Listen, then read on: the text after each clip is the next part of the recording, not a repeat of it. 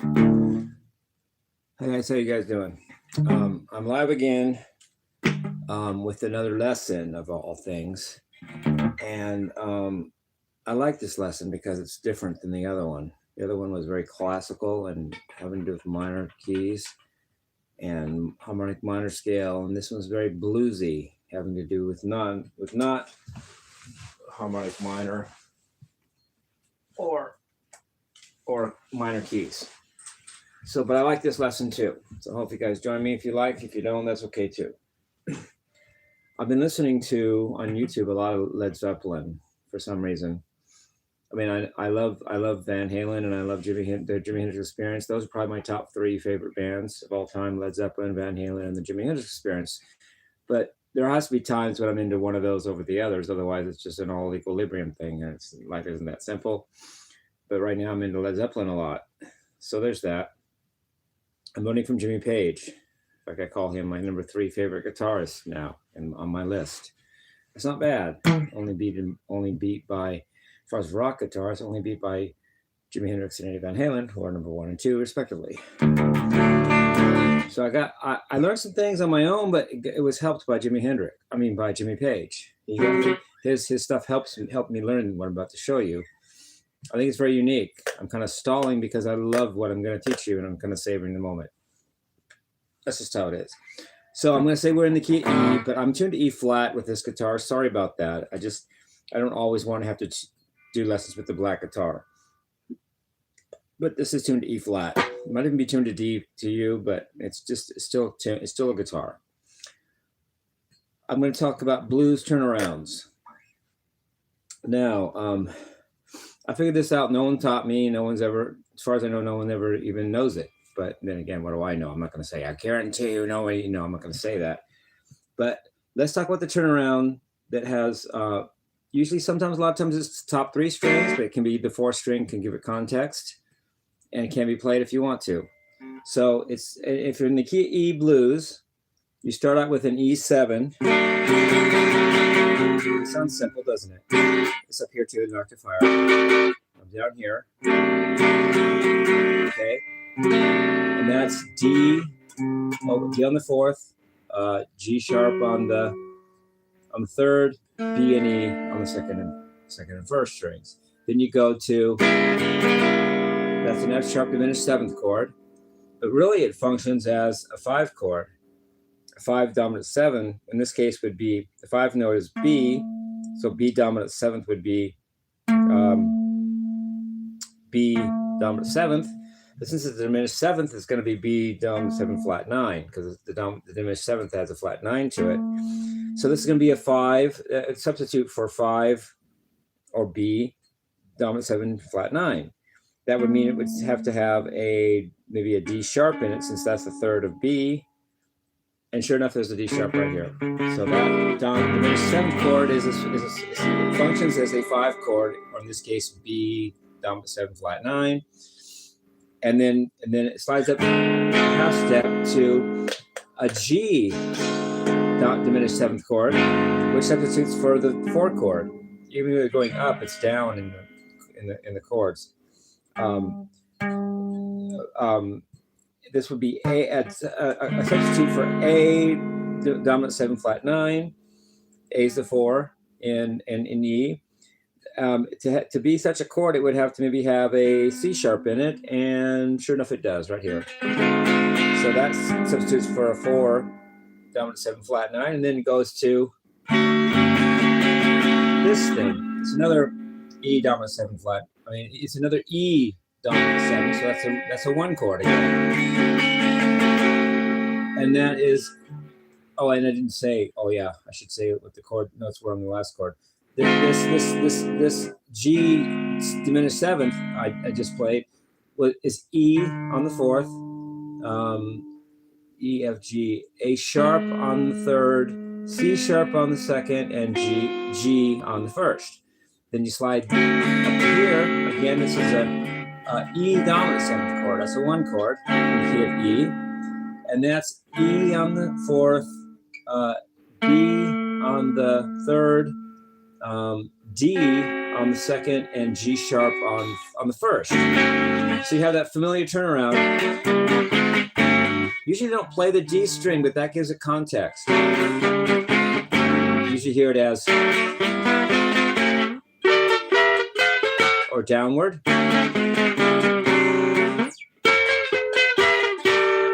Usually don't play the D string, but that is important to give it context, and you can play it.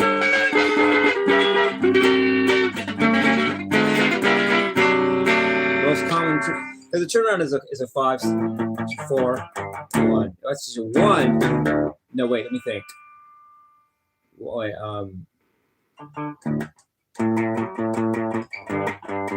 no, it's turnaround is a 5, 4, 1, 5.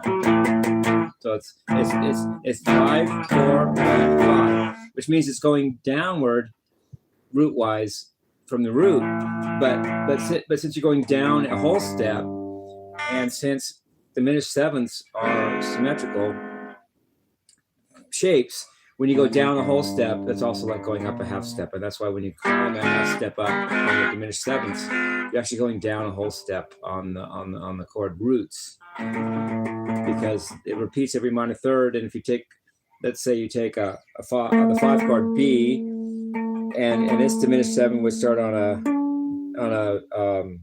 a B, C, D sharp, then the A would have a diminished 7th that starts on C sharp, but that's also that C sharp diminished 7th also has an E in it, which means that you could also say that going from B dominant 7, which has a D sharp, climbs to A diminished D dominant 7th that has an E. Suddenly you're climbing up half step, when you're really, the root is going down a whole step, because going down a whole step, if you go up a minor third, is up a half step, and you have that minor third equivalency because they're symmetrical. So far that's one of 4 parts of this turnaround that I figured out. That so far that's common, but I figured it all the way up to the top, which hasn't been done except that I know of, and I figured it out with the help of Jimmy Page. In his music with Led Zeppelin, not in person, of course. So now I'm going to start the next tidbit, the next fourth. There's 4 pieces of this. This is the second piece here. All pieces have 4 chords in them, and there's 4 pieces. And it makes, if you start from the bottom to the top, you get 13, because the bottom and the top repeat at the octave. And in a chromatic scale, if you start, or a circle of fifths, or in this case, chromatic scale, if it starts at 1, it ends at 13. If it starts at 0, it ends at 12. So you have 13 if you count the first, at the beginning and the end of it. Now, okay, next little tidbit is right where I left off. It's an E dominant 7th. I'm going to slide up to an A diminished 7th, and then I'm going to go to a A sharp diminished 7th to a B diminished 7th. So it's that's less common than the first one, but still doable.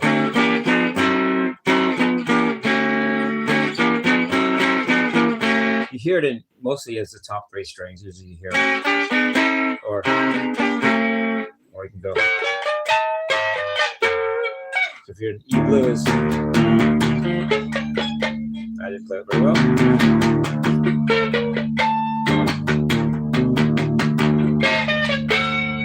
Oh, and then the first one I just did.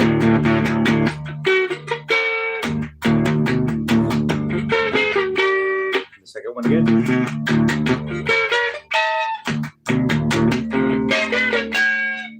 That's the sound of it. So start with an E7, dominant 7. We already said that that's D. No, it's E on the 4th string, B on the 3rd, D on the 2nd, and G sharp on the 1st. Then you slide up to this thing. It's another inversion, actually, of the F sharp diminished 7th, because it's up 3 frets. I could call this A diminished 7th, but the same notes as F sharp diminished 7th, which means that's still going to be a 5 chord, just like the F sharp one was. That's going to be a substitute for B dominant 7 flat 9. Let's see if that's true. Well, its chord should have a D sharp, and it does right here. So that's the 5 chord, which is B7 flat 9. In this case, without the B, without the root.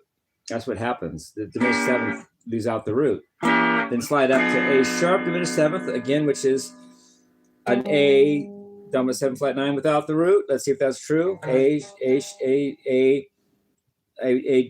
dominant 7 flat 9 should have a C sharp in it, and voila, there it does. So again, 5 7 or 5 7 flat 9, which is B 7 flat 9, the 4 7 flat 9, or A 7 flat 9, both without the root, by these diminished seventh chords. I'm going to say what the notes are. This first one is F sharp on the fourth, C on the third, D sharp on the second, and A on the first.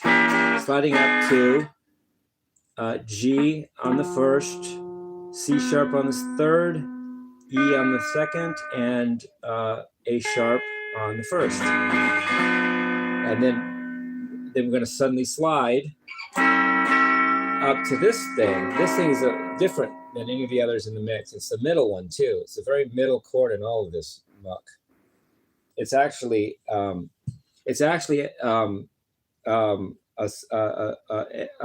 incomplete, as they call it. If it doesn't have the root, it's called incomplete. Incomplete E, which is the one chord, dominant 7 flat 9. So I actually have you actually get an F out of this note, out of this chord, which usually none of these others have an F. And that F completes the chromatic scale because all the other notes are used every time except the F, but this case even has the F. So this whole thing does include a chromatic scale. It means every note possible in the 12 notes. So let's see if this is true. The one chord is E. That would be right here if I voiced it. And sure enough, E has a G sharp, which would have to be a G sharp diminished seventh to be an incomplete E 7 flat 9, and that's G sharp. So this is all chromatics, three diminished sevenths in chromatic succession. 5 7 flat 9 without incomplete, 4 7 flat 9 incomplete, 1 7 flat 9 incomplete, or B 7 flat 9 incomplete, A 7 flat 9 incomplete to E 7 flat 9 incomplete. And these notes are G sharp on the fourth, D on the third, F on the second, and B on the first. Boy, that F. Yeah, but it's cool sounding. It's just, now where do I go to next? Now I'm starting to sweat when I was actually figuring this out for myself. But I figured it out. I did. What's next? Let's see. Well, that's wait. Let me think.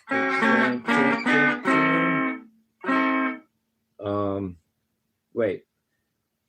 Oh yeah, I already did that pattern. I'm sorry. That was E7 to B 7 flat 9 incomplete, A 7 flat 9 incomplete. Now I am on E 7 flat 9 incomplete. I haven't gone up yet. So what are we going to do now? Now I was sweating, figuratively, because I don't really sweat that much. E 7 flat 9 incomplete. There's no root. Just keep sliding up. That sliding up again is an inversion of the original F sharp diminished seventh, or it was A diminished seventh. Now it's C diminished seventh, but that's still the same thing because of the minor third equivalence because of the symmetrical nature of diminished seventh chords. So this now C diminished seventh is again an incomplete B7 flat 9. Let's see if that's true. A B7 flat 9 should have a D sharp in it, and voila, there we have it. So that's an incomplete B7 flat 9, and the notes are A on the fourth, D sharp on the third, F sharp on the second, and C on the first. So again, that's the 5 chord. The 5 in the form of a 7 flat 9 incomplete. Slide up again, even again. That's going to be another 4 or A 7 flat 9 incomplete. Let's see if that's true. A should have a C sharp, and yes, I do. And so those 4 notes in that diminished seventh pattern are A sharp on the 4th, E on the 3rd, G on the 2nd, and C sharp on the 1st. So I have this. So far I have, sounds very bluesy to me, works for me. But you gotta have one more to finish it up. That's what I decided to use. So I have really bluesy sounding, eh? This again is a regular E7. Why is that so? Well, you have these 3 notes here and that can be played, if you play it just as the top 3 strings, it would be. So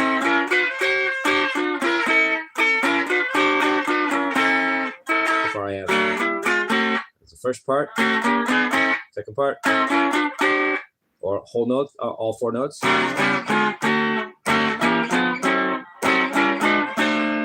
Okay, but why is that E7? Well, let's figure it out. It's got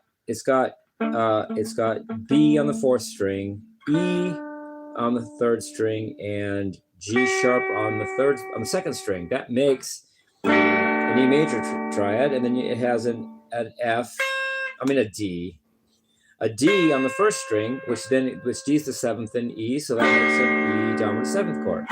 So my is E7 flat 9 incomplete, E7 flat 9 incomplete, A7 flat 9 incomplete to E7. And that's, again, blues, that's the B to A to E. Well, actually, I start on E, then go to B, A to E. You could say,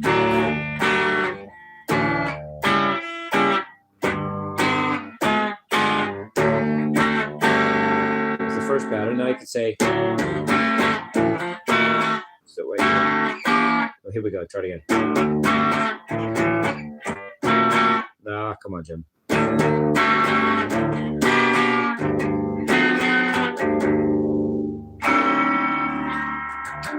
Next part was,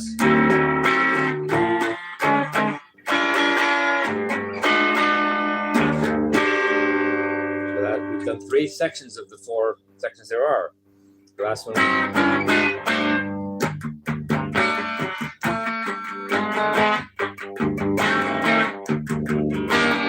Come on, wait. Okay, E, A, wait, come on. E, B, A, E. That was the first little part. E, then A, then E. Next part was E.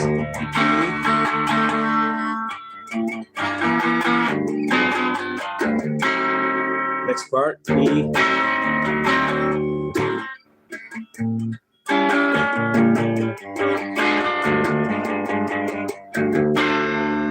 Okay, so far, each of those 4 chords, patterns, each of the 1, 2, 3, 4, each of the 4 patterns are E, B, A, E.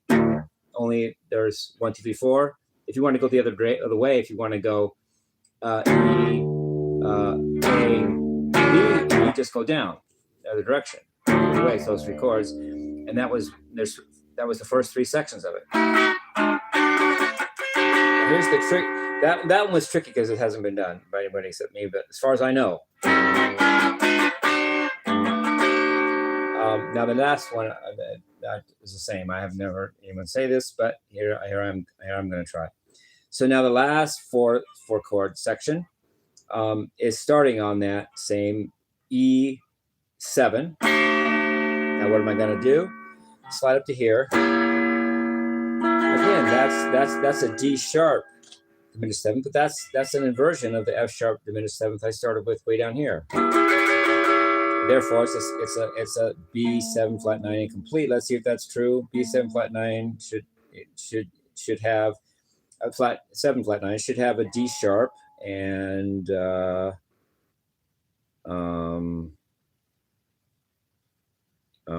sure does, way up here at the top. It's a D sharp. So those 4 notes, these 4 notes make an incomplete B7 flat 9, which is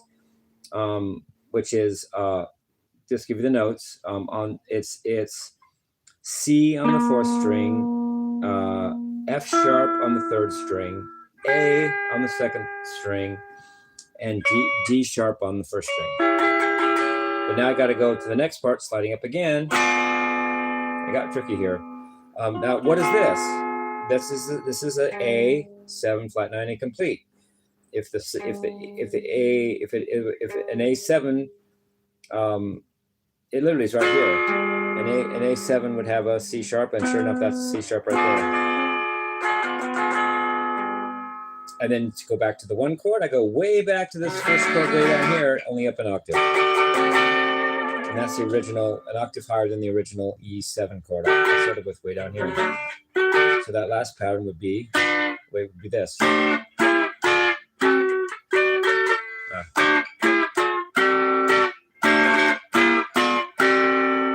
I've never heard anyone say that, but anyway, maybe they have. Maybe buildings have, but not that I know of. Going downward, let's just go up again. B7, B7 flat 9 incomplete, A7 flat 9 incomplete, B7, A7, B7 flat 9 incomplete, A7 flat 9 incomplete, to E7 flat 9 incomplete. E7 flat 9 incomplete, to E7 flat 9 incomplete, to A flat 7 incomplete. I mean, A7 flat 9. Okay, gosh. That was E7 flat. Okay, let me do it again. E7. B7 flat 9 incomplete. A7 flat 9 incomplete. E7. E7. B7 flat 9 incomplete. A7 flat 9 incomplete. E7 flat 9 incomplete. E7 flat 9 incomplete, E7 flat 9 incomplete, A7 flat 9 incomplete, E7, E7, E7 flat 9 incomplete, A7 flat 9 incomplete to E7. There's all four little segments or cells, you could call it, and each cell starts and ends on an E, the root, because I'm in the key of E. Middle 2 being the 4 and the 5, which is A and B, or B and A, depending on which direction you're going. And then that's consistent all the way to the top, except the one exception is the middle chord is not a standard E7, it's an E7 flat 9 incomplete. It actually has an F note in it, this guy right there. So every note in the chromatic scale is in this lesson. But the F is only in this one thing, believe it or not. And so again, this, you could think of it as the skeleton of it, if you want to call it that, is the E7 here, E7 here, E7 flat 9 incomplete, E7, and E7. That's 1, 2, 3, 4, 5. Then that's 5 in the skeleton, and then there's 2 in between these two. That's 5, 6, 7. 2 between these two. That's 8, 9. 2 between these two. 10, 11, and then 2 between these two. 12, 13. So there's 13 chords if you go 1, 2, 3, 4, 4, 5, 6, 7, 7, 8, 9, 10, 10, 11, 12, 13. And all 4 cells are valid. They can go up or down. If you go up, it's actually progressing from 1, 5, 4, 1, which is how blues usually does.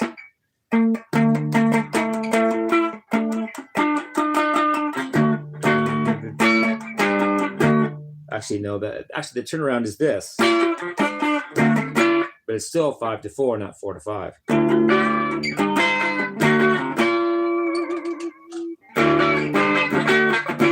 Or if I go down with it, it would be the opposite. It would be, well, the turnaround was The turn on still, the turn on still the same. You don't change the chords in blues, but the chords would imply. In the first case, it would be. That's if you're going up, it's going down, it's, and that's the 3 chords in blues, and all these, tidbits fit that pattern. Something Jimmy Page did that led me to all of it, to expand it this far.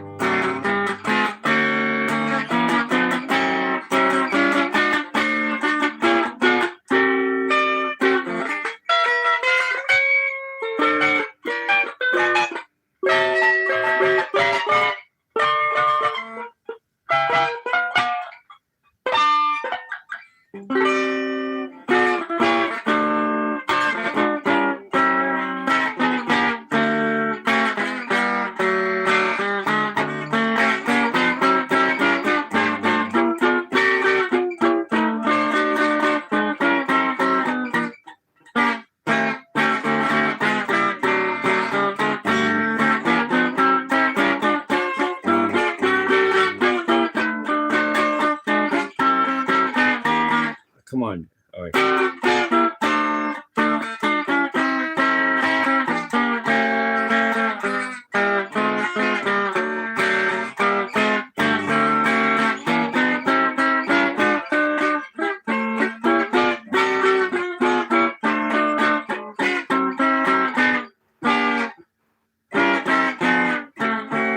There's a stretch there.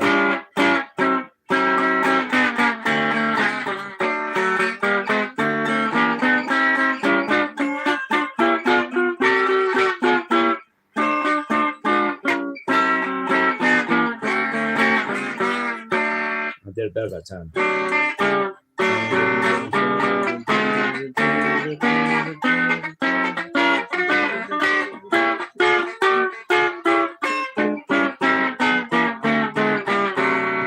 I did it that time.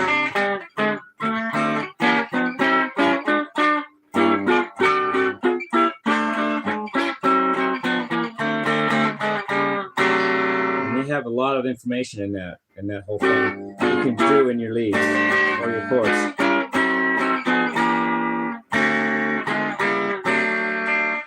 What the tip-off was, I was listening to Led Zeppelin, How Many More Times, the long version on YouTube. And Jimmy does this. He goes, that's all. Just those who would go up with it. He would go, let's see, what would he do if he went up with it? He would go,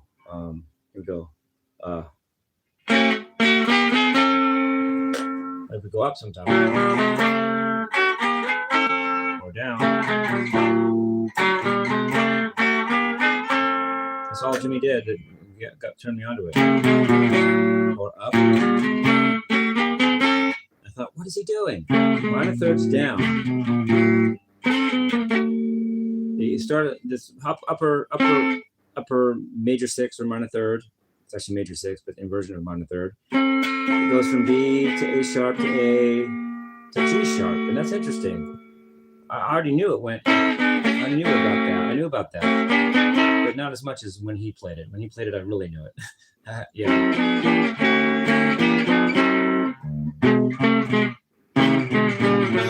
He didn't play all 3 notes, but they're there. They're there if you hear it.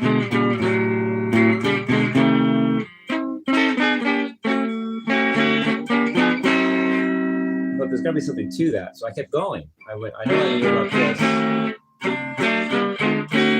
Then Jimmy taught me this. I kept going to, and I kept going to downward.